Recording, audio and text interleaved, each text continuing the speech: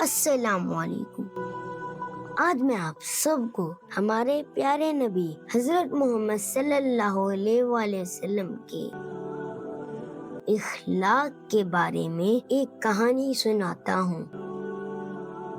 مکہ میں ایک بڑھیا رہتی تھی جو حضرت محمد صلی اللہ علیہ وآلہ وسلم کو نعوذ باللہ پسند نہیں کرتی تھی۔ آپ صلی اللہ علیہ وآلہ وسلم جب بھی وہاں سے گزرتے تو وہ آپ صلی اللہ علیہ وآلہ وسلم پر نعوذ باللہ کچرا پھینکتی، لیکن پیارے نبی حضرت محمد صلی اللہ علیہ وآلہ وسلم کبھی بھی ناراض نہیں ہوئے، بلکہ خاموشی سے وہاں سے گزر جاتے۔ ایک دن وہ بڑھیا بیمار ہو گئی۔ جب آپ صلی اللہ علیہ وآلہ وسلم کو پتا چلا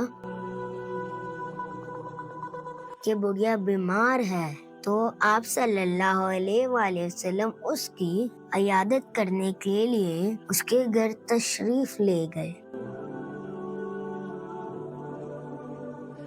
بڑھیا بہت شرمندہ ہوئی اور آپ صلی اللہ علیہ وآلہ وسلم کا اعلی اخلاق دیکھ کر آپ صلی اللہ علیہ وآلہ وسلم پر ایمان لے آئی اور اسلام قبول کر لیا۔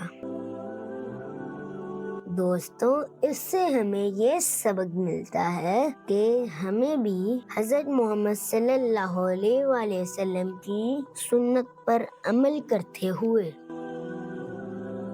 دوسروں کو معاف کر دینا چاہیے، کسی سے بدلہ نہیں لینا چاہیے اور سب کے ساتھ نرمی سے پیش آنا چاہیے۔